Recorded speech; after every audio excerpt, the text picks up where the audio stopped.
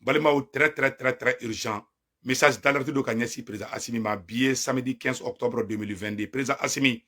ni sigilen no aywa ali bi do fara ka cɛsiri kan dɛ an bi ko an bɛɛ bɛ k'i dɛmɛ an bɛ dugawu fana don ala ka barika don fanga in na bi samedi 15 octobre 2022 président Assimi mɔgɔw diminen don ko constitution kura bɛ ka dilan ko mali ka kan tɛ ka don a la a kuma cɛyalen bɛɛ a bɛ fan bɛɛ dɔw yɛrɛ ko vraiment ko mali janfara quoi dɔw bɛ k'o bɛɛ fɔ mais ne y'a mɔgɔ caman na faamuya Assimi ma constitution in dilan ne bɛ fɛ mɔgɔw k'o de faamuya mɔgɔ minnu y'a dilan u bɛna taa di Assimi de ma donc président Assimi an b'i jalaki dɛ an m'a fɔ k'i ye mali janfa dɛ mais minnu y'a dilan n'u ma bamanankan don a la an t'olu fana jalaki peut-être fili bɛ se ka bɛɛ sɔrɔ mais an bɛ mun kɛ ni fɔ président Assimi ɲɛna e de ye jamana ɲɛmɔgɔ ye ni ni constitution taara d'i ma a fɔ k'u ka taa bamanankan don a la sinon a laban a bɛna siga don i ni jamana kɔnɔden dɔw ni ɲɔgɔn cɛ ne yɛrɛ bɛ ka mɔgɔ ɲɛnama caman ye ne wele u diminen don kan ko in i jija o yɔrɔ la dɛ président Assimi problème filanan fana min ye i jija i ka ministre fana gɛn président Assimi wallahi ni ma ministre gɛn ni élection sɔrɔla ka sɔrɔ kidali t'an bolo président Assimi wallahi billahi ne yɛrɛ maloya bɛ ne faga parce que an bɛɛ tɛgɛrɛ f'i kun ne tɛ ala deli ka échec ta i ka succès de ka di ne ye parce que an sɛgɛra n'an tagara kɔrɔn fɛ an bɛ taa tilebi fɛ finalement ne yɛrɛ kunkolo sɛgɛnna dɔɔnin quoi vraiment ne tɛ fɛ parce que ni ne tɛ fɛ kuma bɛɛ falenba in parce que tiɲɛ yɛrɛ la a ka di an kɔni bɛ dugawu de kɛ ni don ye président Assimi ala ka ɲɛ i bolo yarabi yama ala ka ɲɛ i bolo maa min b'i deli ala n'a kira kama i jija i ka mali kan ɲi i ka don constitution in na o kelen ye ministre ka contrat kasi i ka ministre labɔ o ye fila ye sabanan président Assimi a ye loi électorale EJ min sigi an ye dɔw ye k'olu ye fɛngɛ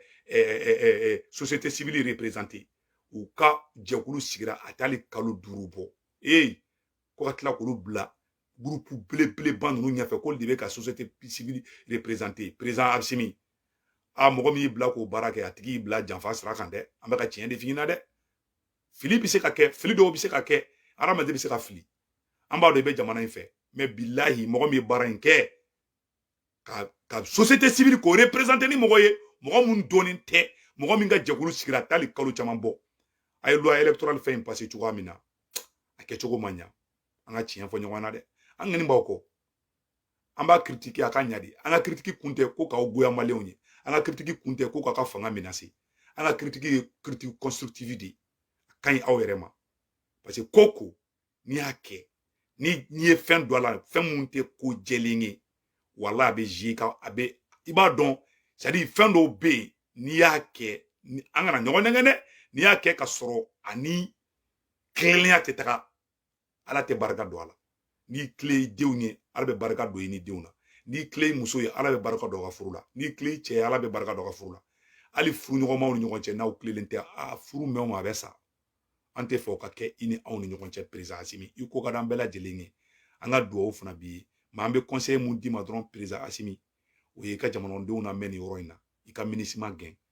i ka mali kan k'o ta k'o don constitution kɔnɔna na an b'i deli alahu tala kama an tɛ fɛ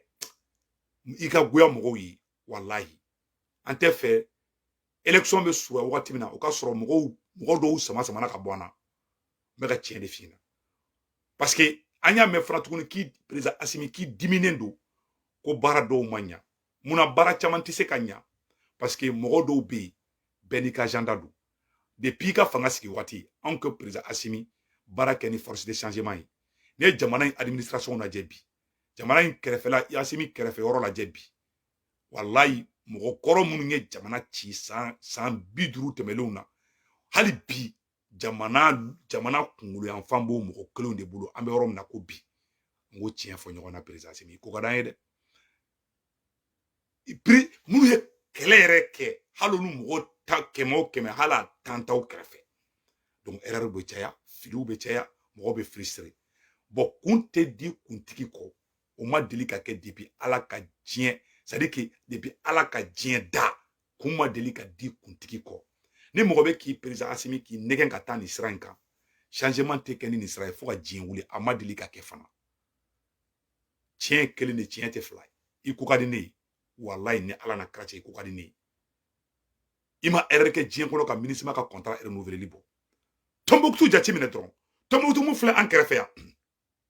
e tɛ se ka kulun jigan kulun ta ka bɔ Tombouctou k'e bɛ taga Mopti rebelle de b'i jɔ i yɛrɛ fa dugu Tombouctou dugu dɔ bɛ ko Didi n'a bɛ Ber la jida de don n'a fɔra k'olu de bɛ impôt sara rebelle ye u tɛ impôt sara u ka taa Mali kɛse la olu bɛ impôt sara ka di rebelle ma rebelle minnu ni djihadistes bɛ complicité kɛ k'an ka jamana ci avion b'an bolo fɛn bɛɛ b'an bolo a dɔw ko k'olu yɛrɛ bɛ marifa ta ko ni état m'olu défend k'u yɛrɛ bɛ marifa ta l'armée monte en puissance c'est vrai armée est succès kɛ Tessit armée est succès kɛ Mondoro hali sɔgɔmada in na k'an ka armée bɛ ka frappe dɔw kɛ o bɛɛ ye tiɲɛ mais président Assimi n'a fɔra ko Tombouctou dugu dɔ bɛ ko Didi ke e tɛ se ka ba tigɛ adamadenw de bɛ ka tɔɔrɔ parce que i kɛra fanga fɛ cogo o cogo mon frère ni san finna bɛɛ b'i kuncɛ kaba de lajɛ koyi chacun voit son côté an k'o tiɲɛni fɔ ɲɔgɔn na an bɛɛ bɛ kule ko l'armée monte en puissance mais mɔgɔ minnu tɔɔrɔlen bɛ olu tɛ se k'o ye quoi Tombouctou dugu bɛ ko Didi n'a fɔra ko ni e bɛ fɛ ka kulun dɔrɔn tigɛ ka bɔ Tombouctou et Didi jida la k'i bɛ taa Mopti ou bɛ taa rive gauche la ou bɛ Gourmara ou ni fɛnw na o pinasiw bɛ ta yɔrɔ min na non seulement Sema o de bɛ k'o baara kɛ o wari Sema ka mɔgɔw de don dɛ Sema kelen kelen rebelle Sema minnu bɛ Kidali olu de ka mɔgɔw bɛ o poste la u bɛ ka adamadenw tɔɔrɔ u bɛ ka cɛkɔrɔbaw gosi ne yɛrɛ bɛ ka kuma mɛ ni ka kasi e ma ye Touré ni ne Touré tɔgɔ mɛn dɔrɔn n kunkolo bɛ chauffer quoi parce que ni jamana la ne ye mɔgɔ dɔw to u ka mɔgɔ dɔw tɔɔrɔ k'u tɔɔrɔ finalement e yɛrɛ mun ye ɲɛmɔgɔ i bɛ goya mɔgɔw ye président Assimi parce que ni mɔgɔ dɔw to u ka mɔgɔw tɔɔrɔ dɔrɔn ça fait très grave i ye Touré to o y'i tulon adamadenw na k'u ka casier de judiciaire tiɲɛ sisan tuguni rebelle filɛ Tombouctou u filɛ Tombouctou Didi u bɛ ka taga adamadenw tɔɲɛ e tɛ se ka ji tigɛ Didi k'e bɛ taga Mopti ou bɛ taa Gourmara la e bɛ wari sara Sema di u bɛ ka hali 1 million minɛ mɔgɔ dɔw la dɔw ye ne wele kunu k'olu bɛ marifa ta ko olu bolo ko Assimi nana u ye caman tɛ fɛ k'a bɛɛ fɔ quoi ne ye vidéo kɛ ka a ɲɛsin autorité ma a ka tiɲɛ siɲɛ 10 ye u yɛrɛ ko Segu Tunkara k'i lafiya k'an yɛrɛ bɛ marifa ta sisan u diminen don Tombouctou dugu bɛ ko Didi u diminen don dɛ président Assimi c'est vrai an ka armée turu kelen kɛ yen Sema mɔgɔw dugu la mais a ye taa an ka base dɔ sigi a yɔrɔ la an b'a dɔn baara ma nɔgɔn dɛ ne tɛ ka président Assimi k'i jalaki mais tiɲɛ yɛrɛ la mun bɛ ka da mɔgɔ kan il faut que ne k'a f'i ɲɛna i k'a dɔn mun de bɛ yen parce que président kɛrɛfɛ mɔgɔ caman bɛ yen u caman tɛ tiɲɛ fɔ président ɲɛna ne kɔni bɛ nin vidéo kɛ n b'a dɔn président Assimi i b'a ye ne kɔni bɛ mun kɛ ni f'i ɲɛna fɛn 3 an b'o de demander i fɛ fɛn fɔlɔ an ka kan o kɛ an ka langue officielle ye n'o ye bamanankan ye maliyɛnw b'o nɔfɛ bi kuma filanan président Assimi ministre ma gɛn sinon walahi ni élection sɔrɔla ka sɔrɔ Kidali t'an bolo a bɛ maliyɛn caman siga i la élection tɔ dun man jan en tant que ministre fana bɛ an tɛ Kidali sɔrɔ n'an dun ma Kidali sɔrɔ u bɛ tila ka terroristes bila o Kidali kelen na ka na an ka dugu bɛɛ ci comme u y'a ɲɔgɔnna si kɛ IBK ka taa na ne ka tiɲɛ de fɔ donc en tant que ministre bɛ an tɛ Kidali kɛ ni sɔrɔ o fura tɛ yen hali kolonifila tɛ yen mun bɛ se k'o yira ne ka tiɲɛ de fɔ parce que ministre tɛ yan dɔwɛrɛ la ka rebelle soutenir rebelle minnu bɛ Kidali o mɔgɔ kelenw de bɛ ka an balimaw tɔɔrɔ Didi mɔgɔ diminen bɛ ko an ka kan ma don ba la mɔgɔ diminen bɛ tuguni ko président Assimi ko Kidali t'an bolo mɔgɔw ɲɛ b'o fana la élection bɛ ka surunya ne tɛ fɛ adamadenw ka jigila tigɛ i kɔrɔ yanni élection ka se ni élection surunyala ka sɔrɔ ɲagamu bɛ yen ne bɛ ka siran yɔrɔ mun fana ɲa ni élection surunyala ka sɔrɔ ɲagamu bɛ yen mɔgɔ jugu bɛ se ka na don a la ka na an ka kɛlɛ ta ka yɛlɛma kunjugu kan ne bɛ ka siran o bɛɛ ɲa président Assimi ka d'an ye toro i ka di ne ye toro président Assimi kana mɔgɔ dɔ to yen u ka mɔgɔ dɔ tɔɲɛ quoi wallahi président Assimi mɔgɔ caman ma ne faamuya dɔw bolo ko Segu Tunkara tɛ procureur Touré fɛ Touré ko ka di ne ye ne kɛcogo de ye nin ye quoi hali ni ye ne minɛ bi ka ne bila Bamakɔ kasoboba la ni ye ne bila ne bɛ segin nin kuma kelen nin kan ni ma kɛ o kɔrɔ n tɛ n fa den ye c'est pour leur dire que u bɛ mɔgɔ minɛ nin fɛn kirikara minnu na nafa t'a la quoi n bɛ ka tiɲɛ de fɔ a ɲɛna koyi an bɛɛ ye baliku de an tɛ denmisɛnnin ye cɛ ni mɔgɔ tɔɔrɔ la a bɛ radicaliser ni ye mɔgɔ torturer a bɛ radicaliser de a tɛ siran bilen e ma y'ali mɔgɔ dɔw tɛ siran hali terroristes ɲɛ u bɛ marifa ta e ma mɔgɔ dɔw bɛ ka marifa ta k'u yɛrɛ défend parce que terroristes y'u tɔɔrɔ de Tombouctoukaw ko k'u bɛ marifa ta Didi mɔgɔw ko k'u bɛ marifa ta ka aw tɛ ka taga u bɔ u tɛ se ka ji tigɛ bon ni ma jeti ka itse ka ta balo nyini itse ka ta commerce ke bon utorolen be ne be ka video ke dongo do autorité mo nyabala ku te ka kuma mo re be ka didi mo la ko ne ka video be ka ke dongo do ko ne be ka kirde kerke bedum ba do ne la melindu ne be ni video ke présenter sous région na munta la je o mo te anga sous région na munte ni video ni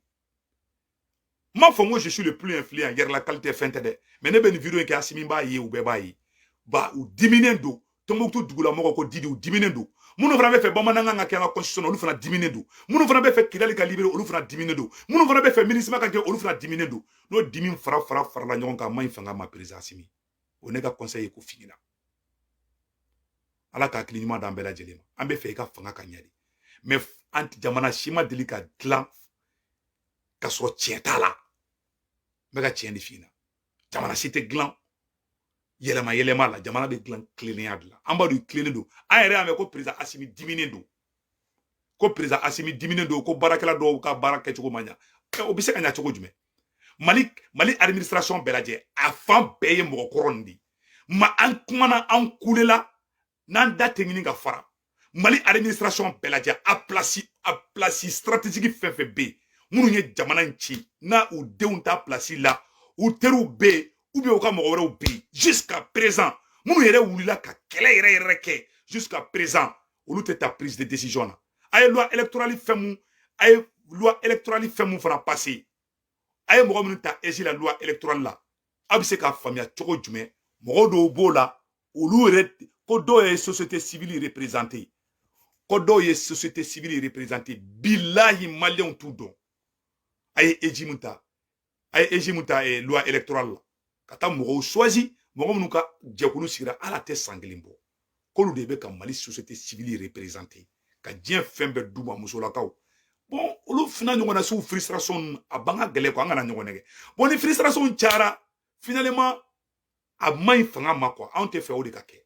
a réalité mogo frustrelendo côté bela frustration bi o be ka seko ke président Simi ibe ka barake iko kada nyi fana na on fana maboka ni tien fo engena o koro ante fait ante mali fait.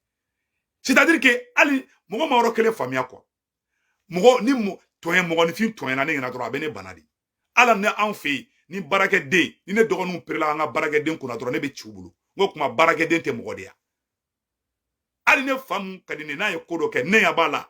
akol fengene do don dro ne ba wuli ga fana ngo nga kanake o ne ke chogo de quoi c'est pour vous dire que chantage tene bo ne nintene bo nga sraka ka foko iba mine iba don ka so iba keta non ikini yere siga foni ne be kuma dabla domina foni ne fara abana c'est tout ne be sani nga chien de awane te bonga chien ka be ko gadine procureur touré ko gadine arasbati ko gadine do fona bora ko ne be ka orosi defensita ne te ka orosi defensita de ne be ka procureur touré ko munu ke adama deuna na be ka ko munu ke arasbati be ka kuma munu fo abe ka jamana chi kuma fo ato interpeller ma ba be mo go interpeller abe ki munu arasbati be ka kuma fo ni afa america no billahi FBI de be wuli kama u ka fembe mais anga chien fo nyogo nyana kwa jamana tseka jota ntuko alo e mo go to bora be to kama ibo to ya fe mais mo go do be magate kula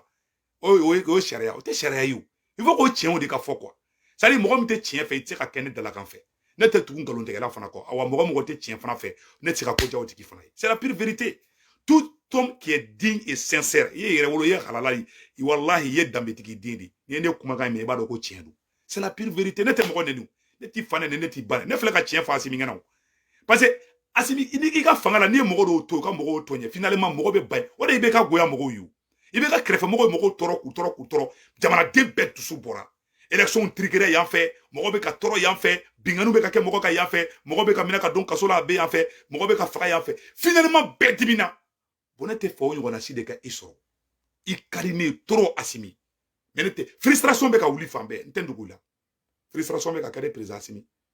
mais ne ma fo wallahi ala be jigine la mais kadine ne ba fo di akona fo fana ko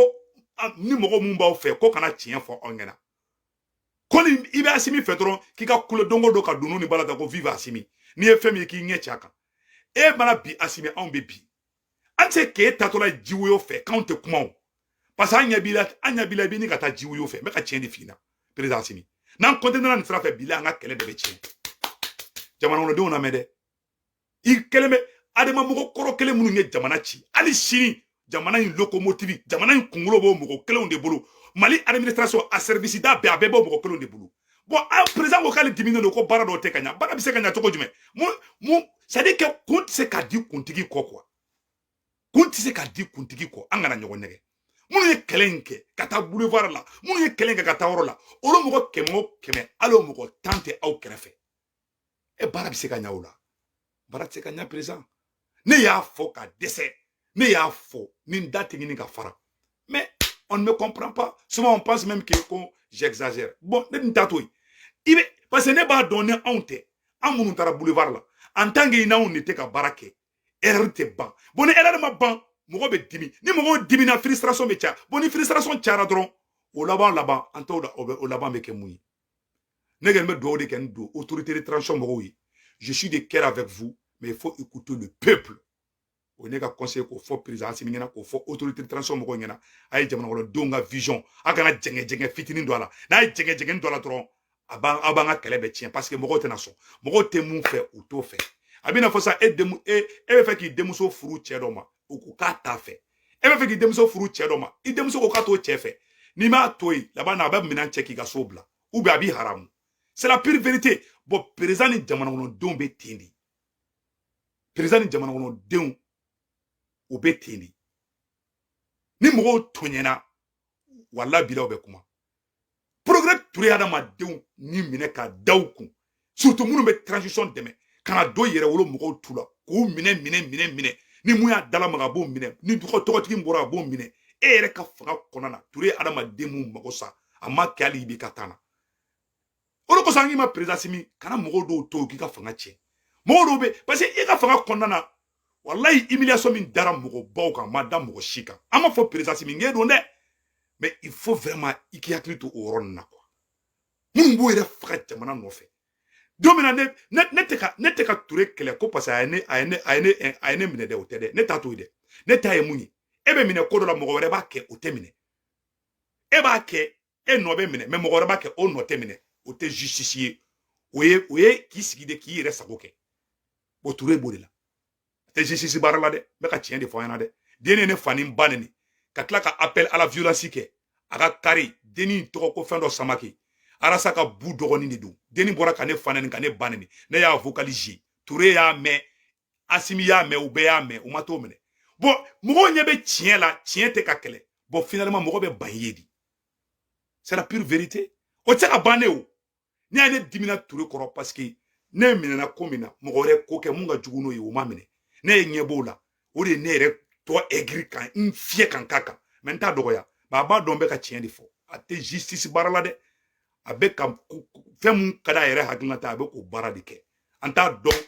a bɛ ka mɔgɔ min ka mission na an t'o dɔn mais a kɛni tɛ a bɛ ka mun kɛ bilayi talayi a bɛ tila ka tiɲɛ di ne ma Touré tɛ Mali jɔ la dɛ fasoden ɲuman tɛ a ma mun kɛlɛ a wulila wagati la k'a bɛ Ben le cerveau minɛ a kun bɛna Ben yɛrɛ minɛ o don de n'a kun tɛgɛ dara Ben kan o don de walayi ne tɛ fɛ ka kuma quoi mais a kun b'a minɛ dɛ ni ko dɔ kun ma kɛ dɔrɔn Touré kun bɛ taa Ben le cerveau fana minɛ mɔgɔ minnu bɛ k'u yɛrɛ faga jamana ye e ɲɛ tɛ da olu kan e tɛ fasoden ɲuman fɛ e minnu bɛ jamana fɛ t'o fɛ o bɛ ka kɛ e Assimi ka fanga la e tɛ ka kuma mais an ko tiɲɛ fɔ ɲɔgɔn na i ko ka d'an ye mais mɔgɔ minnu b'u yɛrɛ aw ye coup d'état kɛ coup d'état ye crime de coup d'état ye crime de anw la ka aw kɔ dogow la k'an yɛrɛ nin di n'an kun kɛ o Touré kelen kun bɛ aw sɔrɔsiw juger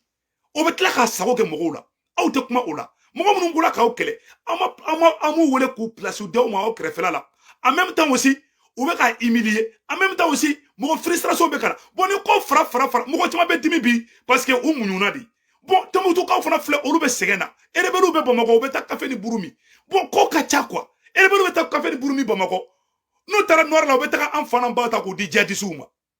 Tɔnbukutu ka taga rebelles gɛn dɔrɔn ka bɔ Tɔnbukutu jida la ka kɔtogo kɛ aw bannen b'o fana ma Tɔnbukutukaw di mɔgɔw bɛ nin ka marifa ta bi u bɛ nin ka marifa ta bi u ko k'u bɛ marifa ta u bɛɛ diminen don ne bɛ ka tiɲɛ de fɔ dɛ Touré fana b'i minɛ rebelles bɛ k'i tɔɔrɔ Touré fana bɛ k'i tɔɔrɔ Bamakɔ mais an m'an ko yɔrɔ jumɛn an m'an ja yɔrɔ jumɛn o bɛɛ la k'an ka ko vive Assimi non an b'i fɛ Assimi mais tiɲɛ ye tiɲɛ de mɔgɔ tɛ se ka mɔgɔ tɔɔrɔ i ka fanga kɔnɔna na ko mɔgɔ ka tila ka t'o sira kan c'est très difficile il faut qu'on se dise cette vérité ne ka mun ka ni fɔ président Assimi nin kuma ye aye nu kolongolo président Assimi ka sɔrɔ c'est très très urgent i bɛ la ka fanga binna ni ɲɔgɔnna si de la ni kɛrɛfɛ mɔgɔw to ka mɔgɔw tɔɲɛ billahi talahi a bi goya jamana kɔnɔdenw ye ne tɛ se ka kɛ e fɛ e ka fanga kɔnɔna na tɔɔrɔ dɔ ka da ne kan e b'o kalama e m'a réagi je vais dire que tu es complice ça c'est clair comme l'eau de roche ne kɛrɛfɛ mun ɲɛfɔ président Assimi ɲɛna an ka kan an ka bamanankan a kɛ langue officielle ye deuxième mois Touré hadamadenw tɔɔrɔli mun kɛ Touré mɔgɔ tɔɔrɔ dɛ billahi talahi ni ala na kira cɛ mɔgɔ dɔ bɛ minɛ ko dɔ la mɔgɔ wɛrɛ b'a kɛ o tɛ minɛ arasa bɛ kuma o tɛ minɛ ni yɛrɛ wolo mɔgɔ kumana o bɛ minɛ ni Segu Tunkara kumana o bɛ minɛ mais arasabati bɛ kuma o tɛ minɛ arasabati bɛ ka kuma mun fɔ bɛɛ ka wallahi n ko ne kunkolodimi de bɛ ne minɛ n ko mais an bɛ jamana jumɛn kɔnɔ mais on est dans quel pays n ko fɔ n kunkolo ne minɛli bilali o ma digi ne la dɛ mais e bɛ minɛ ko dɔ la mais mɔgɔ wɛrɛ tɛ minɛ o la o bɛ ka kɛ e ka fanga kɔnɔ injustice bɛ fan bɛɛ on se dit cette vérité président ka d'an ye mais ce côté là n'est pas juste donc que Dieu bénisse le Mali que Dieu bénisse le président Assimi sous raison bɛ ɲa b'an na africain bɛɛ b'i fɛ bɛɛ bɛ ka tɛgɛrɛ fɔ i nɔfɛ mais bilayi an tɛ fɛ mɔgɔ wɛrɛ ne bɛ ka nin kuma mun fɔ Camerounais b'a mɛn Ivoiriens b'a mɛn ça me fait mal ne ka bɔ ka kuma tan cogoya la moi je suis très écouté partout bon ne bɛ ne gêner ne ka kuma tan cogoya la parce que tɔɔrɔ de kɛra quoi n kumana ka musalakani fɔ a tɛ kala mɛn mais président Assimi n bɛ ka mun fɔ i ɲɛna n'i ma i kɛrɛfɛ mɔgɔw minnu ye kɛlɛ in kɛ n'i m'olu considérer k'u lamɛn k'u bonya ka prise de décision sar'u la i ka jeune leader k'u gɛrɛ i la ka ni mɔgɔ minnu ye jamana ci k'u balaye ka bɔ Mali administration na n'i m'o baara kɛ hali bi i ma baara daminɛ fɔlɔ élection bɛ ka surunya menaces bɛ fan bɛɛ i ye Faransi la maloya i ye ONU la maloya i ye MINUSMA la maloya olu bɛ aigrilen sigilen b'i kɔrɔ n'i ye front cɛya i yɛrɛ la dɔrɔn a b'i affaibli i ma Hitler ye deuxième guerre mondiale perdu ya Hitler ye deuxième guerre mondiale perdu ya Hitler ye irisiw kɛlɛ ka Français kɛlɛ ka Allemands kɛlɛ ka jamana je m'excuse Hitler ye Faransi kɛlɛ ka Angleterre kɛlɛ ka dugu bɛɛ kɛlɛ ni front cayar'i la Faransi t'i fɛ